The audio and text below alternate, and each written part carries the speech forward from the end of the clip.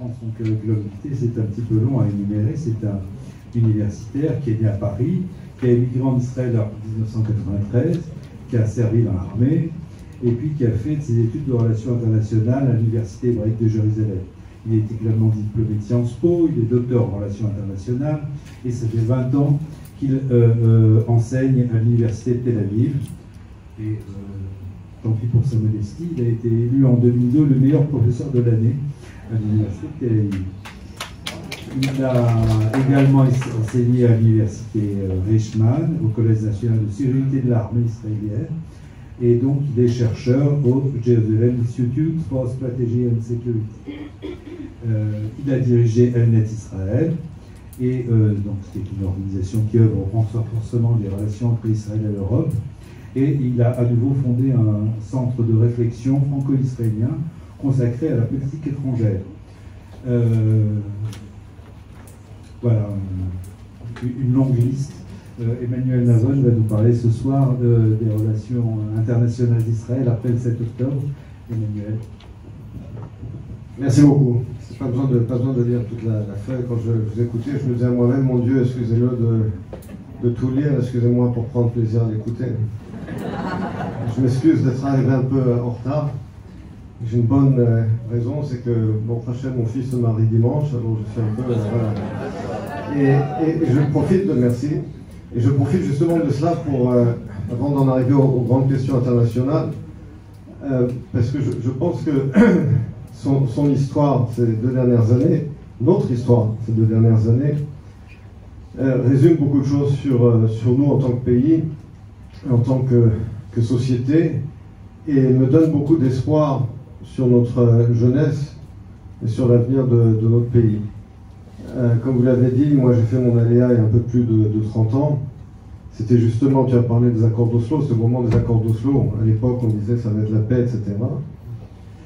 Et quand je vois la jeunesse israélienne, et bon, je me permets de parler de mon fils, comme tout père juif, je vais parler de mes enfants. Oui. Comme disait Woody Allen, pardon de moi, c'est le seul sujet qui m'intéresse. Pendant le 7 octobre, il était, comme beaucoup d'Israéliens, en train de faire son voyage post-armée dans l'Himalaya, là-bas, au Népal, quelque part. On voyait des photos de Sasuka sur l'Himalaya, c'est la plus élevée du monde, je crois. Évidemment, arrive le 7 octobre, et avec ses amis, il passe pendant 3 jours et 3 nuits à marcher à travers le Népal pour prendre le premier avion et se battre comme des héros pendant 2 ans. Et ces jeunes sont vraiment des héros. Vraiment, ce sont des héros. Passer 2 ans de guerre à Gaza, au Liban, et pendant ce temps-là, commencer ses études à 25 ans, parce que après avoir été Katzin, officier dans l'armée. Et puis, dimanche, si Dieu veut, le mariage, l'une des personnes qui dira le Sheva Brachot est le père d'un de ces soldats qui est tombé au combat. Et donc, c'est à la fois déchirant, mais ça donne aussi un espoir énorme, parce qu'on se dit, franchement, cette jeunesse, moi, je tire mon chapeau à ces jeunes-là, franchement. Ils sont extraordinaires. Et donc, depuis le début, moi, je dis, voilà, nos enfants qui sont des héros, qui défendent le pays au front, le moins qu'on puisse faire, ce que j'essaie de faire depuis 2 ans, c'est de défendre notre pays sur la scène internationale. C'est le 8e front dont tu as parlé. Et l'une des premières choses que j'ai dites après le 7 octobre, quelqu'un que j'aime beaucoup citer, c'est Winston Churchill, lorsqu'il s'était adressé au Congrès américain un peu après Pearl Harbor, en décembre 1941, il avait dit à propos des Allemands et des Japonais, ils ne semblent pas avoir compris que nous allons persévérer jusqu'à ce qu'ils apprennent une leçon, jusqu'à ce que nous leur enseignions une leçon qu'ils n'oublieront jamais et que le monde n'oubliera jamais. Et j'ai dit, après le 7 octobre, Israël doit et va donner une leçon à ses ennemis qu'ils n'oublieront jamais et que le monde n'oubliera jamais. Est-ce que cette leçon a été apprise? Je pense d'abord qu'en termes du choc conceptuel, du choc d'abord du 7 octobre, c'est que l'une des idées fondatrices de la stratégie sécuritaire d'Israël depuis les années 30, depuis les années du Yishuv, qui avait été beaucoup inspiré par Zev Jabotinsky dans son fameux article de 1923, Le mur de fer, mais qui en fait avait été ensuite adopté plus ou moins par Ben Gurion et la plupart de ses successeurs. C'était la fameuse conception du mur de fer. C'est-à-dire, évidemment, que les Arabes ne veulent pas d'un État-nation juif, ils font tout pour s'y opposer. Par conséquent, celui qui veut un État juif doit l'établir derrière un mur allégorique de détermination et de dissuasion. Et là, en gros, cette idée est correcte, sauf que elle ne prend pas en compte le fait que nous avons en face de nous des djihadistes. Et que les djihadistes sont prêts à se suicider, à tout perdre, pour tuer des juifs. Et donc la dissuasion ne fonctionne pas avec ces gens-là. Et c'est exactement ce qui s'est passé le 7 octobre. C'est-à-dire que, évidemment, que Sinwar savait quelles allaient être les conséquences de ce qu'il a fait le 7 octobre. Mais il était prêt à tout casser, à tout brûler, pour la satisfaction, entre guillemets, de tuer quelques milliers de juifs.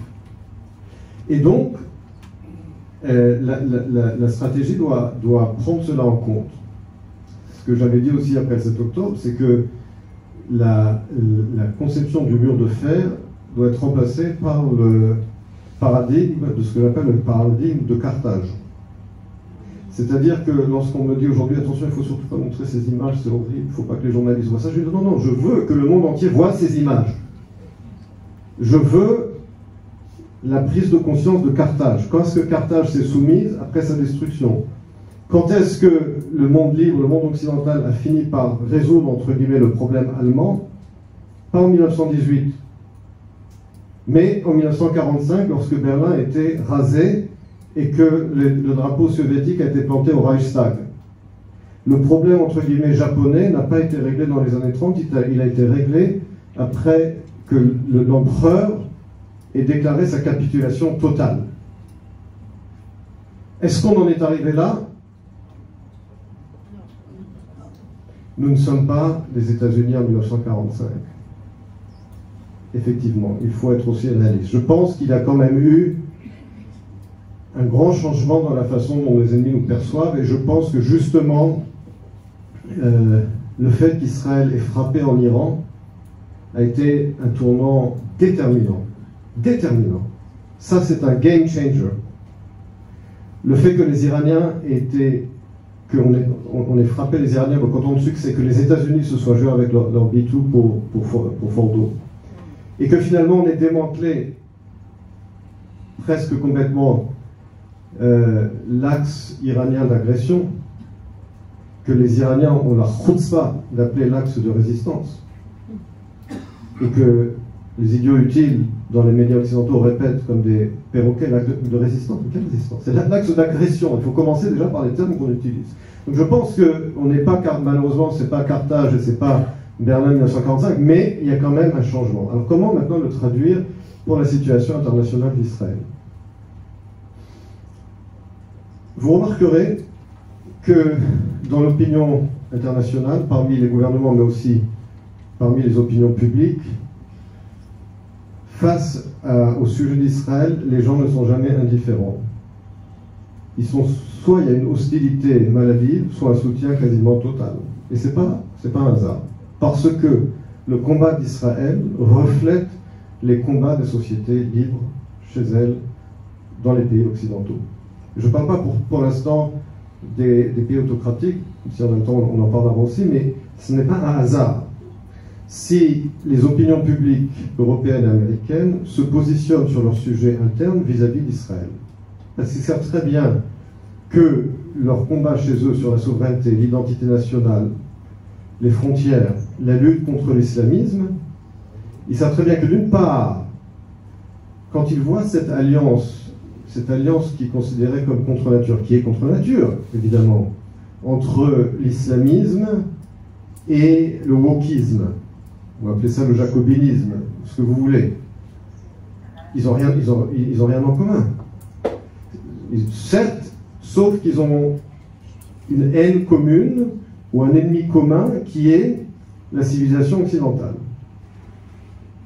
Ils veulent démanteler la civilisation occidentale. Or, Israël, en tant que peuple, en tant que religion, est un des piliers de sa civilisation. Rome et Jérusalem, n'est-ce pas?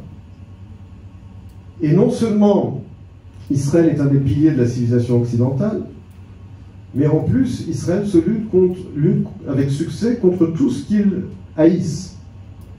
Pourquoi est-ce que vous pensez que des gens comme Greta Thunberg et d'autres ont cette obsession avec ce qu'ils appellent la Palestine? Permettez-moi de me citer encore, récemment dans un article, j'ai appelé la Palestine la terre promise des losers.